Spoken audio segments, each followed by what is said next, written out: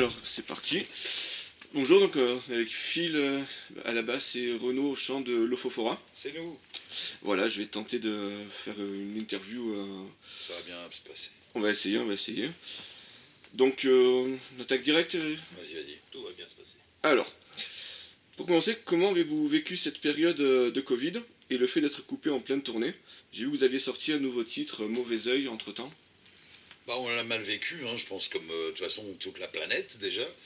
Et puis bon, il y avait quelque chose de particulièrement frustrant dans le fait on est juste de sortir un album qui commençait à bien marcher. Il y avait un bon écho, il y avait du répondant par rapport au public sur bah voilà, enfin, comment ils appréciaient ce disque et sur la fréquentation dans les salles et tout. Il y avait une super énergie et notre tourneur venait de nous dire: les mecs, apprêtez-vous à faire au moins 80 dates sur cette tournée-là parce que c'est très bien parti. D'accord. Et puis on en a fait 20 quoi, donc forcément là, tu vois, quand t'es un groupe avec de l'ancienneté comme nous, t'as des albums qui marchent plus ou moins bien, t'as ce qu'on appelle une carrière en langage professionnel, mot Ouais. qu'on n'utilise jamais nous. Bah tu vois, ça a des oscillations. Puis là, on sentait qu'on était porté par un truc et on était super contents quand on se trouvait une super patate sur scène et tout. Puis voilà, c'est un peu comme si on nous avait fait un croche-pied. Mais bon, on n'est pas mort, tu vois, on n'a pas bossé à l'hôpital, donc on n'est pas non plus les plus à plaindre, mais ça a été assez dur. Et du coup, un jour, Phil envoie une ligne de basse qu'il avait enregistrée sur un clic, quoi. Et là-dessus, 2020 a posé une batterie, Daniel une guitare et moi une voix. On n'y est pas revenu du tout. Et le label a trouvé le morceau cool, donc ils ont fait une petite animation, tu vois, une petite vidéo animée, là. Et puis voilà, le titre est sorti comme ça, quoi. D'accord, il sera sur le prochain album, vous pensez ou Pas du tout. D'accord, c'est un truc à Non, part, quoi. non en fait, pour tout te dire, on a enregistré des nouveaux morceaux là pour sortir un EP très prochainement, histoire bah ouais, de pouvoir de redonner un peu un deuxième souffle à ce disque qui est Vanité, quoi. Donc on a composé, enregistré un peu une suite. Il y a 6 nouveaux titres. D'accord. Et on avait réenregistré en studio Mauvais Oeil, mais je sais pas, pourtant on lui a mis quelques points dans la gueule, c'est-à-dire on l'avait accéléré un peu, tu vois, et puis voilà, avec un meilleur son dans un vrai studio, pas chacun chez soi, quoi. Et bah ça collait pas avec les nouveaux titres qui sont quand même dans une autre dynamique, je pense, plus de libération que de résignation, quoi, peut-être qu'était Mauvais Oeil. D'accord. Voilà.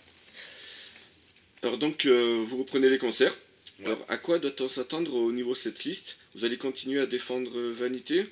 Et est-ce qu'il y aura des remaniements depuis 2020, des nouveaux titres Bah effectivement, ouais, on a encore pas mal de titres et puis des anciens. À chaque fois qu'on repart en tournée, en fait, on essaye d'orienter un petit peu, bah ouais, sur les morceaux les plus efficaces, on va dire, du nouvel album, après les avoir essayés un peu tous sur du vrai public et pas sur des animaux, on tient à le signaler, quoi. D'accord.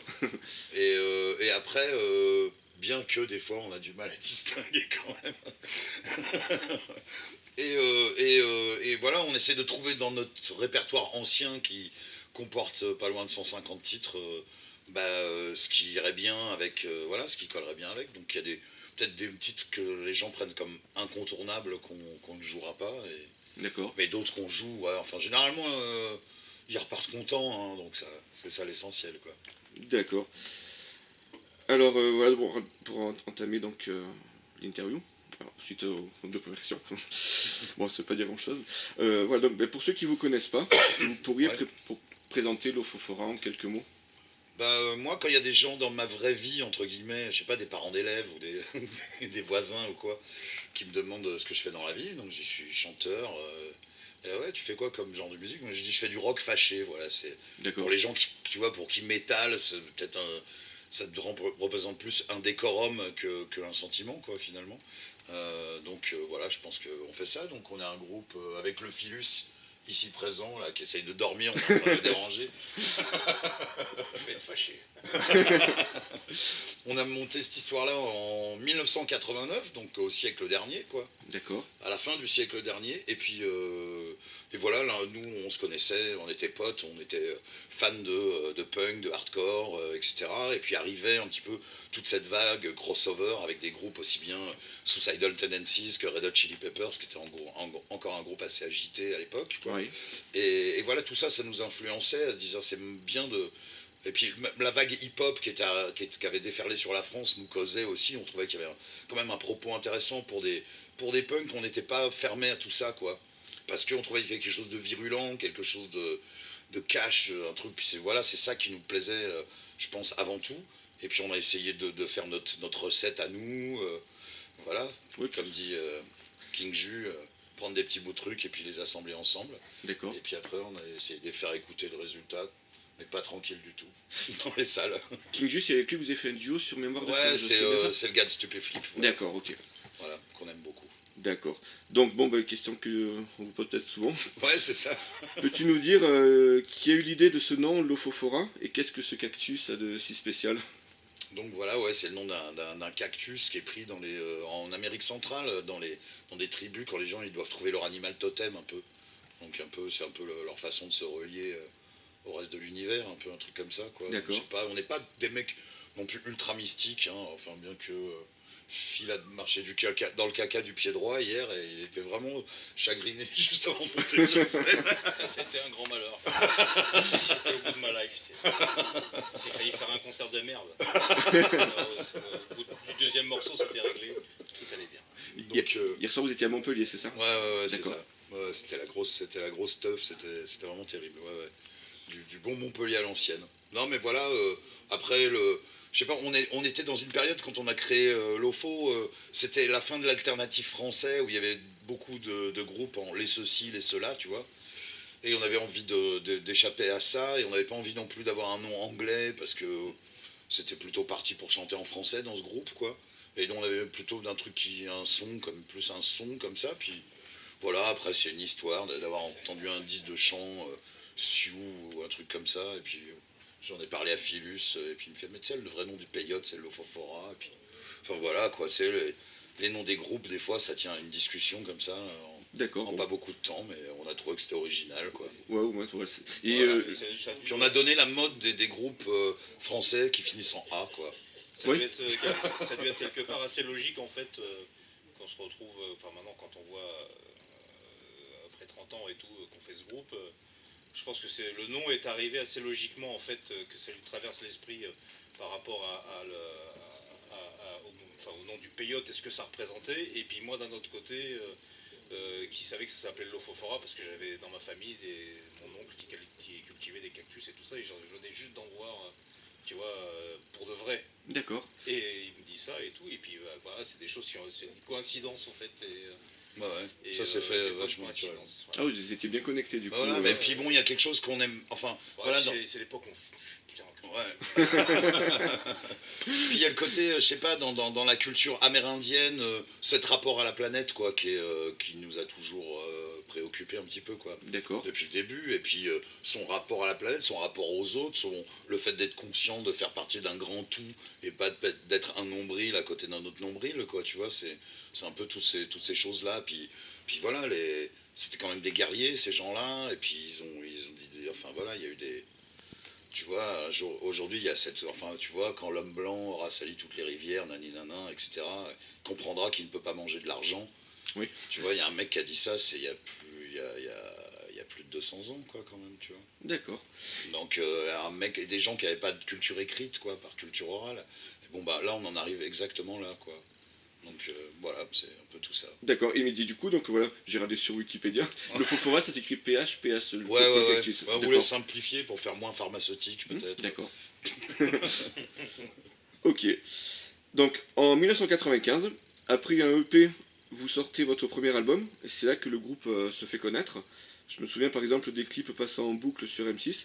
Comment avez-vous vécu cette période Bah, on était contents, hein. On Oui, était j'imagine. contents en même temps. ouais, il y avait une grosse excitation.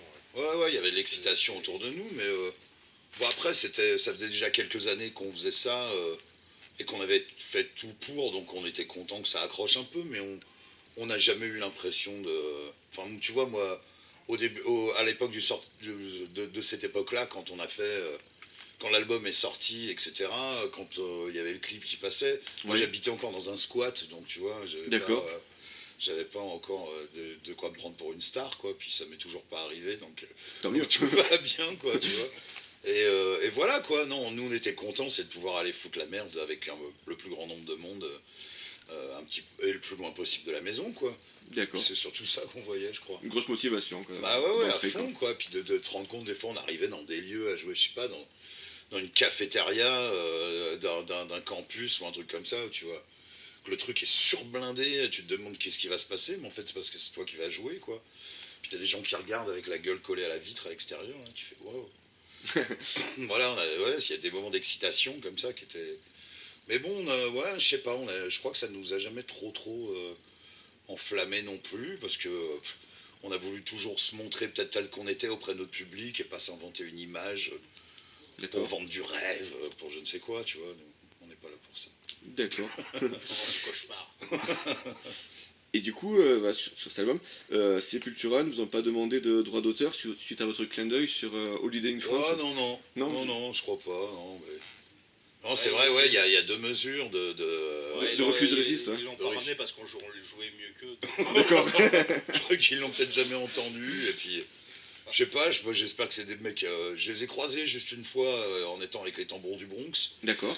avec qui ils sont très potes, et puis... Oui, effectivement. Apparemment, ça a l'air d'être des gars tranquilles quand même, quoi. Oui, d'après ce que j'ai compris, c'est un peu le même état d'esprit, quoi. Ils sont pas trop Ouais, rockstars. ouais, les mecs ça raconte pas trop, quoi. D'accord. Alors, en réécoutant votre discographie, j'ai constaté que ce disque, donc sur le premier, comporte un gros côté fusion qui s'atténue au fil des albums. Le chant rappé laissant davantage la place à un chant plus agressif, plus gueulard. Alors, c'est une évolution naturelle ou le style fusion, ça vous convenait peut-être plus trop après ou... Ouais, t'as des moments comme ça où t'as envie de passer à d'autres trucs, puis... Je sais pas, moi je pose la voix, déjà je me laisse influencer, j'essaie de me laisser porter le plus possible par la musique que font les copains. Donc après, ouais, voilà, c'est selon peut-être ce que t'écoutes, peut-être il y a des moments où j'ai plus écouté de hip-hop et puis après moins. Je sais que sur les derniers albums, il y a eu un retour justement de quelques titres un peu plus comme ça, quoi. Mais disons que au départ, nos influences, elles étaient peut-être plus visibles et les partis pris, enfin tu vois, certains partis pris, enfin les ficelles étaient peut-être plus grosses, quoi. D'accord. Maintenant, on essaie de développer un son à nous, quoi. Donc c'est vrai que ça s'est métallisé aussi avec des changements de musiciens aussi au sein du Oui, j'ai groupe. des Tu vois, questions aussi là-dessus. chacun a apporté ses influences également, quoi. Parce que à chaque fois qu'il y a eu des changements de guitariste ou de batteur, on a laissé un peu les gens s'exprimer quand même. D'accord. On n'aurait peut-être pas toujours dû, mais c'est ce qu'on a. D'accord.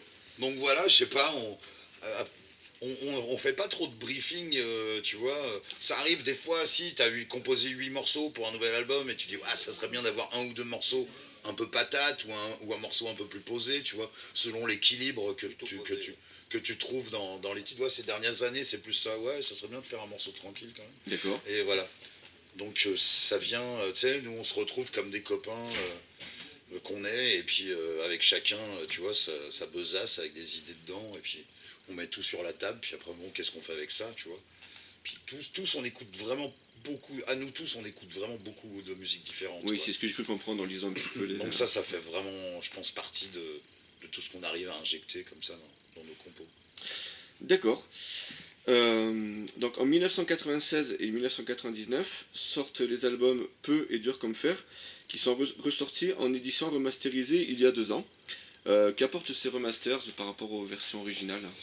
Pas grand-chose, c'est juste ça repasse dans les machines actuelles. D'accord. Et on les a remasterisés parce qu'on était obligé de le faire. Et c'était pour... voilà, il n'y a pas vraiment...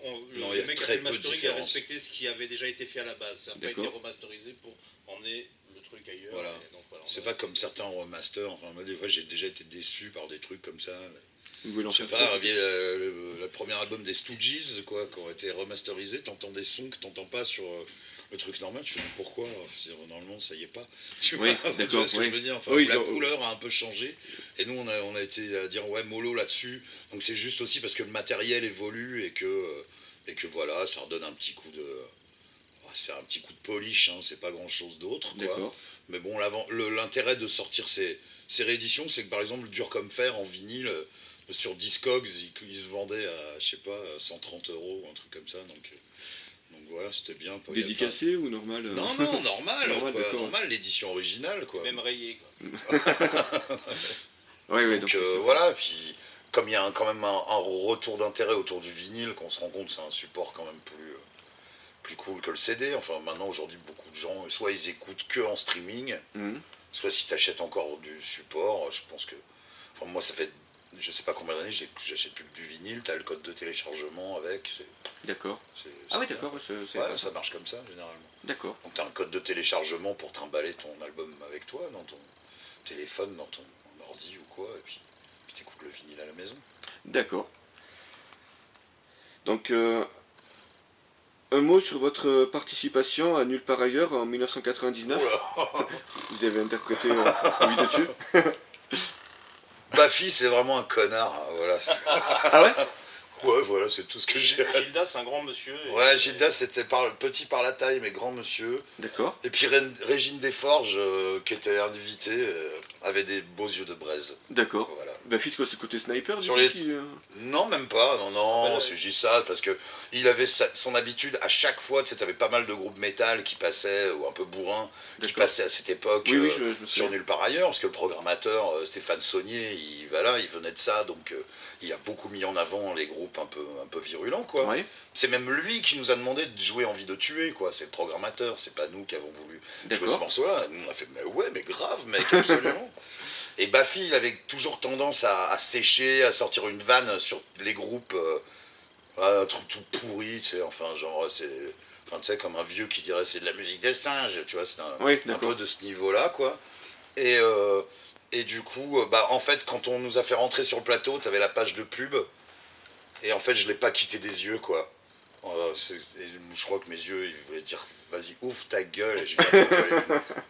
Et du coup, il a rien dit. Du coup, là, Et il était là à me dire, mais putain, il voyait que je bloquais sur sa tronche, et non, mais je sais que c'est pas forcément quelqu'un de bien. D'accord. Donc, je suis